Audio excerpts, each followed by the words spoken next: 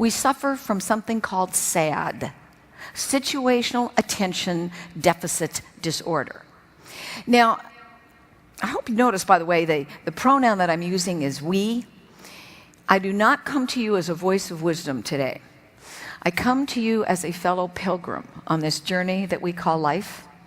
And sometimes I think I understand this well, and other times, quite frankly, I stink. And my husband says, Eileen, read your book. So as I'm talking out loud to you, I'm talking out loud to myself. And so when I think of this suffering, this ailment called SAD, I'm going to describe some of the symptoms. And so that I don't feel like I'm alone, if you experience these symptoms, would you please say, oh yeah, can you do it? Oh, yeah. All right, so here's some of the symptoms. You walk into a room, you stand there, and you think, I came in here for a reason. Good. All right, here's another one.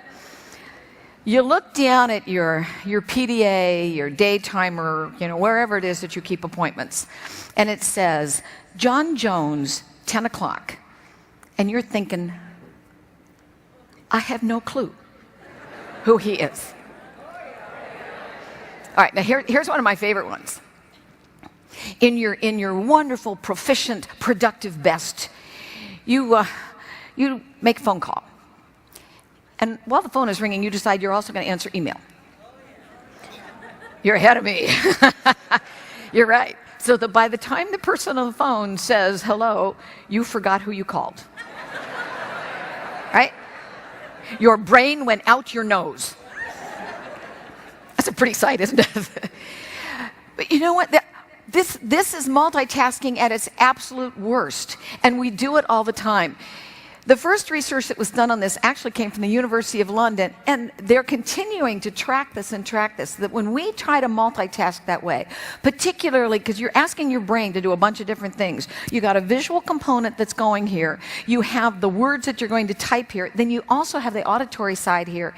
You lose as much temporarily as 10 points of IQ trying to do that. That is as much as if you had sat there and smoked a joint. So the next time you feel tempted to do this, just pretend, go, I'm not going to do this.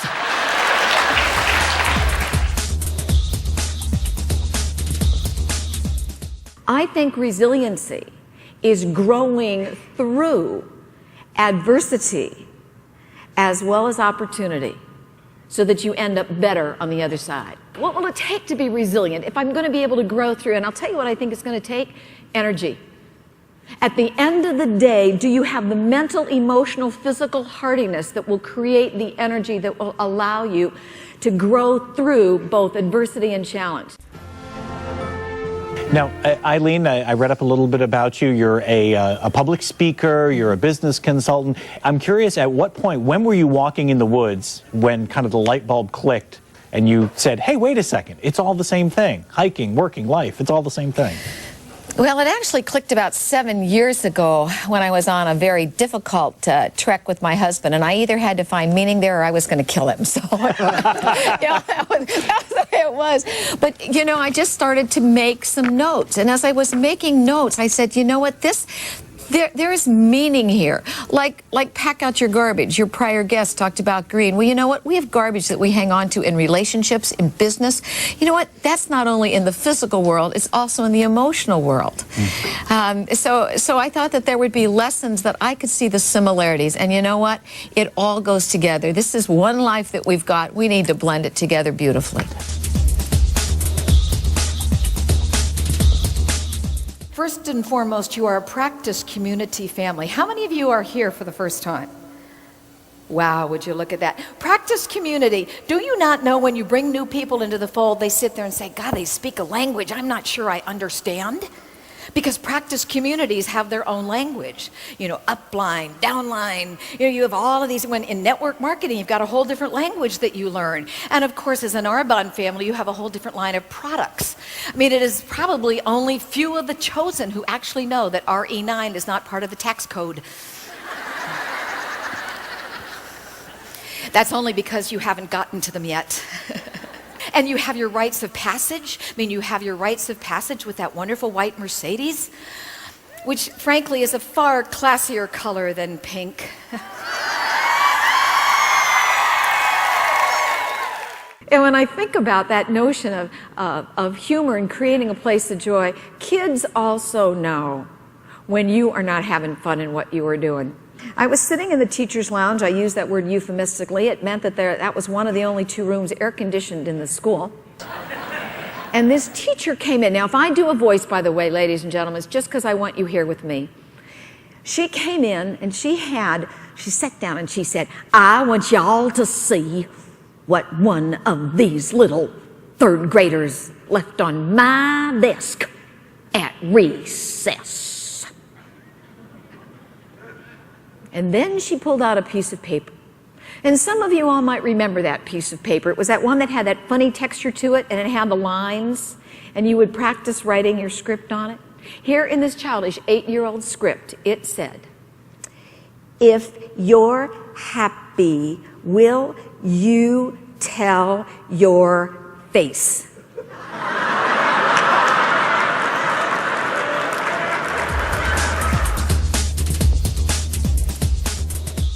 How many of you are sitting right now next to people that you already know pretty well? Can I see a show of hands?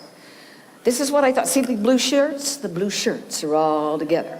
So here's what, all right. Nothing wrong with blue shirts, but you know what? We're creating a practice community family. So here's what I want you to do. You have 30 seconds when I say go. I want you to get up and I want you to meet as many unused people. Those are used people back there. You see them all the time.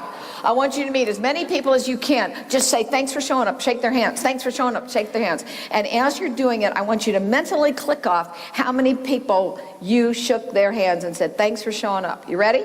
On your mark, get set, go. You got 30 seconds, go. Keep a count.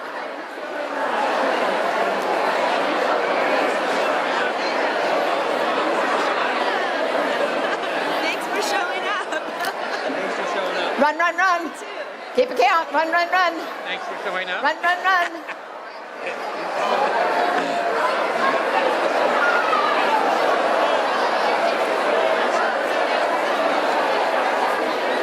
Time's up. See, I can't jiggle like that. Keep my arms down. All right, now, I want to hear how many people. All right, so call out some numbers. How many people met? Give me some. You met 7? 43? You met 43? I didn't even know you could count that high. 43, did anybody meet more than 43 people? Who met a number closest to 43? 86. How much? 86. You met 86 people? You made it up. You're lying, aren't you? All right, 43. I'll take another number that's closest to 43. Come on. Come stand up here. Come on. Get up here.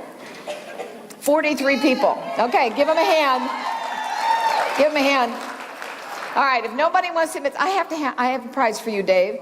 Okay, do you all know Dave? I just met him. Give Dave a hand. All right, if he met 43 people, that means that he is one of the friendliest people going. So I decided he needed to be rewarded. So I actually found a little gift store here. You know those little rubber band things now that you can't figure out what kids want, but they cost a fortune?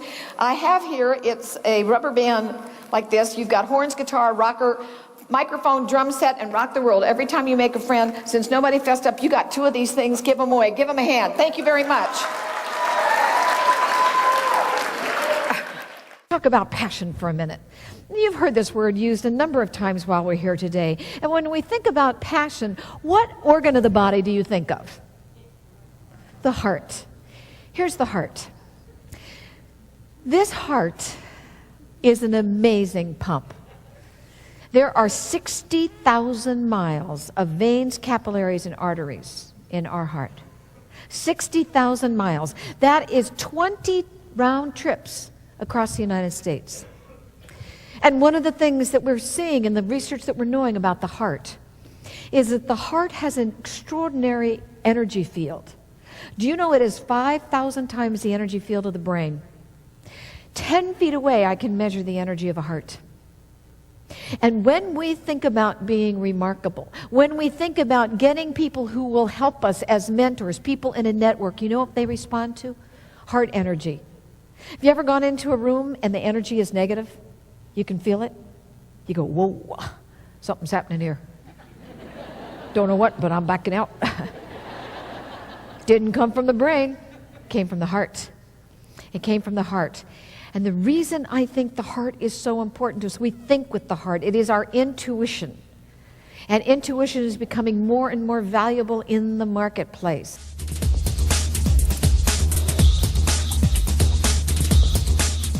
I was facilitating a 2-day management retreat for the heads of global regulatory affairs for a worldwide pharmaceutical company. 18 people, 15 men, 3 women from around the globe. Holly doesn't have this baby, doesn't have the baby. We are now at day 2 of the conference. It's at the end. And Bill has called me in the morning to say they're going to induce labor. And at the end of that second day, I could look at these 18 men and women and I could say, you will remember this day because you have come so far in coalescing as a group. And they had. 18 sets of eyes from around the world looked at me and said, yeah, it's true. I said, yeah. Will you come to dinner? We go to dinner. What else am I going to do? We're sitting at dinner, the maitre d' calls and says, call for you. Yeah. Okay, Bill, what? Yeah. C-section. Oh, 10.5 pounds? A little girl, Alicia Lynn. I go back to that table and 18 sets of eyes say, yeah, so what? I said, well, it's a little, not so little girl, Alicia Lynn. 18 people from around the globe jumped on their feet, ordered the champagne, and said, to Alicia Lynn. And I cried big time. Now here's the correlation. 18 people from around the world stood and saluted a child whom they will never see. When you do the work that you do well in your communities for the children that we will never see, because you want to hand off to these students a profession that lasts for Alicia and Claire and Sienna and their children. You do that, and I guarantee you, doesn't matter what happens. You can take a licking, but you will always keep on ticking. Thank you for what you do. Thank you. God bless you all. Thank you. To you.